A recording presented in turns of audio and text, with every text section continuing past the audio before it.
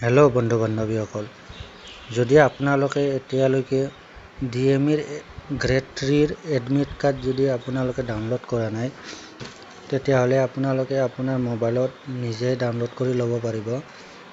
Download কৰাৰ কাৰণে আপোনালোকে মোৰ ভিডিঅ'ত থকা ডিছক্ৰিপশ্যনত লিংকটো দিয়া আছে, তাতে যাই পেলাই আপোনালোকে ক্লিক কৰিব।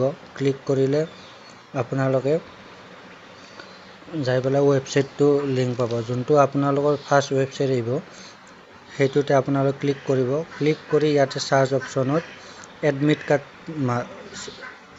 চাৰ্চ কৰিব। এডমিট কাৰ্ড চাৰ্চ কৰি দিব। চাৰ্চ কৰাৰ লগে লগে আপোনালোকৰ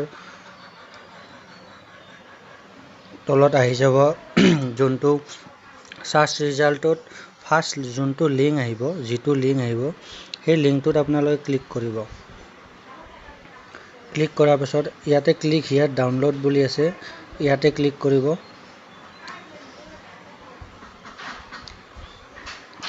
ক্লিক কৰাৰ পিছত আপোনালোকৰ ইয়াতে এডমিট কাৰ্ডখনৰ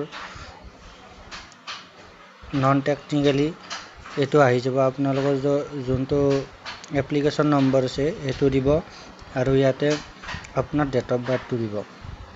তাৰপিছত আপোনালোকে ডাউনলোডত এডমিট কাৰ্ড ক্লিক কৰিব।